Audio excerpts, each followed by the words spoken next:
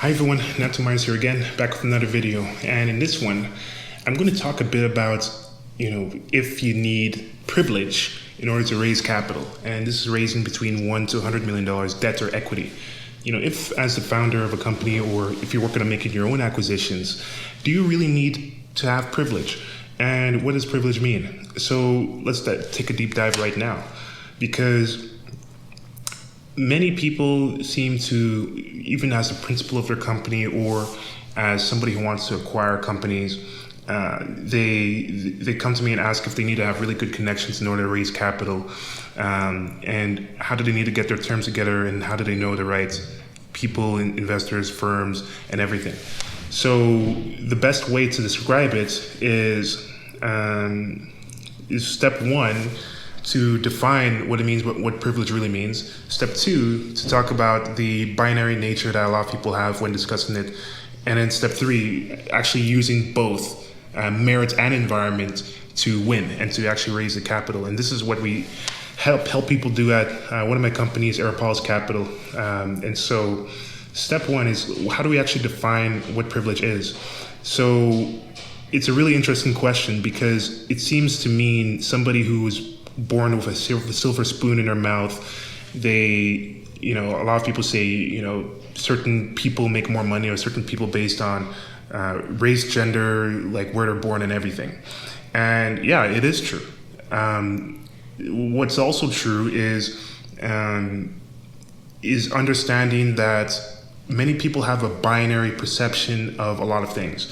And this is something that, in Aeropol's Capital, the culture is not to have a binary view on 99% of things, because a lot of life is gray. For example, look right now at our mission principles. Because for people to raise capital properly, they need to have divergent thinking as well as convergent thinking. They need to be able to generate many ideas, and they also need to have a time where they can focus on one idea. People have to be introverted and extroverted. People have to be open-minded and stubborn. People have to specialize and generalize, work hard, and they have to work smart. They have to use their words, and they have to put in actions. We have to understand software, and we have to understand finance. But in this case, we have to understand that 99% of people see things in one or two ways. Either everything you do is based on merit, or everything you do is based on your environment. And some people think that, raising capital is completely merit-based, and your company is merit-based. It has everything to do with your choices, and if you fail, it's completely your fault. Some people think that if you fail and everything goes wrong, it's 100% the environment, and it has nothing to do with you, and it's just the environment. So a lot of people think in these extremes, but obviously it's a combination of both, because what you do can affect your environment, and what you can actually change your environment, and vice versa. And so what we help people do is we help people build their own groups of investors, and thereby changing their environments so that people can build their own deal room, their own group of deals, and their own group of investors, so that, as they're working on the capital raising process, they don't have to be chained down to an environment that takes them away from that and their end goal.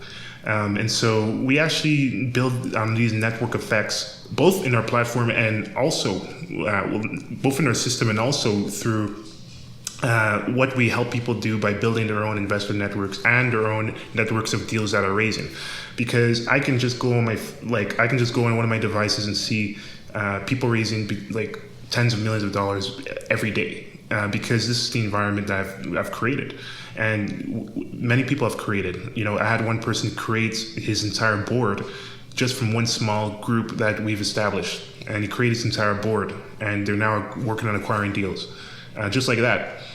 And understanding that these things aren't binary can help you win, because that's the final step, is to understand that we have to optimize our environments for us to become privileged and turn everything and just get a better environment.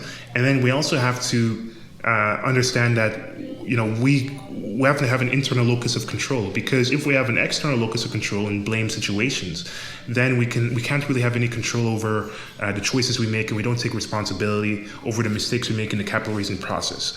So when people say that they're not interested in your deal, some people, they'll focus on they'll have confirmation bias and say, oh, it's because I don't fit a particular demographic, or it's because of this, or it's because of that. While it may be that, or maybe your deal is not good. And so, focusing and ignoring environments when you need to, because if you're making a policy, it's good to focus on the environment, but because you're working on raising capital, it's important to just forget about environments, focus on your choices, what you've done wrong, and blame yourself for everything, because that's how you can improve. And if you blame yourself for everything, then you just look for the things you can control in your environment, and then change the things you can change in your environment. Because if you do that, it's going to feed back in, like a feedback loop, into your choices, because you'll make better choices. I actually removed my TV plug from one of the places where I sleep, and I haven't watched TV in like 6 months because of this. It's just a simple environment change. The same thing applies on the macro level. When you change the environment of the types of people who send you deals, the types of investors you work with, the types of deals you get, the types of consultants you work with, and the people you talk to and the founders you talk to. So, understanding the feedback loop nature of merits and environments can help you not just talk about privilege and complain about it, but actually do something with it. And this is the context that I can help you through one of my companies, Airpulse Capital, raise capital. So that's just been a quick chat on privilege, what to do with it, and so on. And so in short, take action. If you're a policymaker, know the problems with the environments and systems that are unjust and fix them. If you're not a policymaker, simply change your environment to ones that are better. Otherwise, you're just complaining, and complaining doesn't really accomplish anything. So with this, thank you for watching this video. And, in raising capital, if you're tired of, chasing your own tail and running in circles, let me know.